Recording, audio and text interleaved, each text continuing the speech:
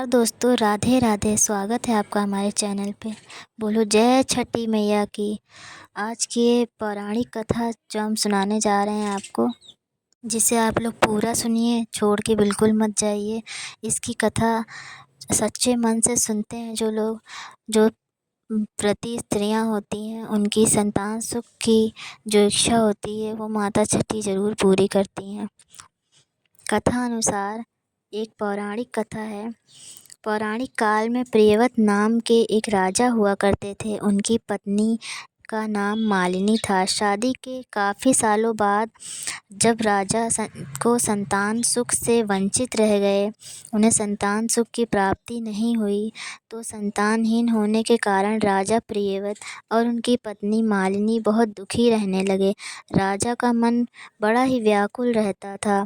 उनके बाद वंश कैसे आगे बढ़ेगा। फिर एक दिन दोनों पति पत्नी महर्षि कश्यप के पास गए।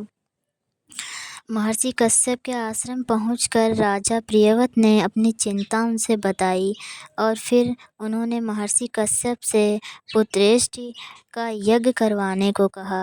राजा को इतना दुखी देखकर महर्षि पुत्रेष्टि का यज्ञ करवाने को तैयार हो गए और कुछ दिनों बाद ही महर्षि कश्यप राजा के महल आए और पुत्र कामना की पूर्ति के लिए पुत्रेष्टि यज्ञ करवाने को कहा। और फिर उन्होंने महर्षि कश्यप ने यज्ञ करवाया। यज्ञ के बाद महर्षि कश्यप ने माता जी को मालिनी को खीर बनाने को दिया। खीर बनाने के बाद उनको कुछ दिन बाद जो उन्होंने खीर खाई, कुछ दिनों बाद मालिनी गर्भवती हुई। फिर 9 महीने बाद रानी ने एक पुत्र को जन्म दिया, लेकिन वो पुत्र मृत पैदा हुआ। तो रानी मालिनी जो हैं वो बहुत दुखी हुई। रानी और राजा बहुत दुखी हुए। दुखी देखकर रानी ज़ोर ज़ोर से रोने लगी। रानी को रोता हुआ देख राजा प्रियव्रत आत्महत्या करने लग गए।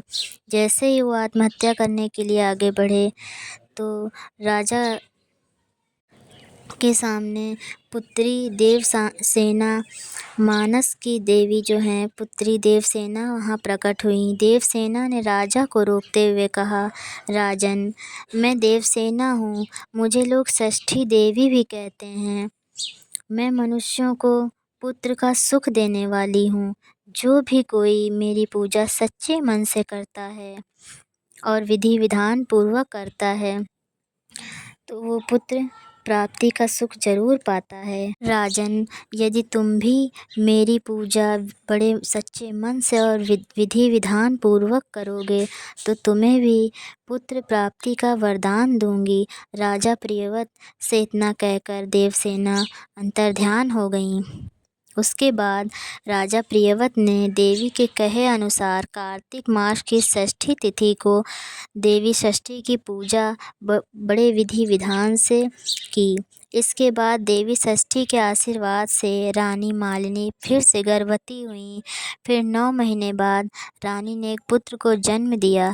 ऐसा माना जाता है तभी से कार्तिक शुक्ल पक्ष की षष्ठी तिथि को यह पर्व मनाया जाता है। जैसे राजा और रानी की मनोकामनाएं पूर्ण करी माता षष्ठी ने, वैसे सभी की मनोकामनाएं पूर्ण करे, सुख शांति संपत्ति प्रदान करे। जय माता दी, जय षष्ठी मैया की। अगर आपको हमारी कहानी अच्छी लगी हो तो प्लीज़ वीडियो को लाइक ज़रूर करें। धन्यवाद।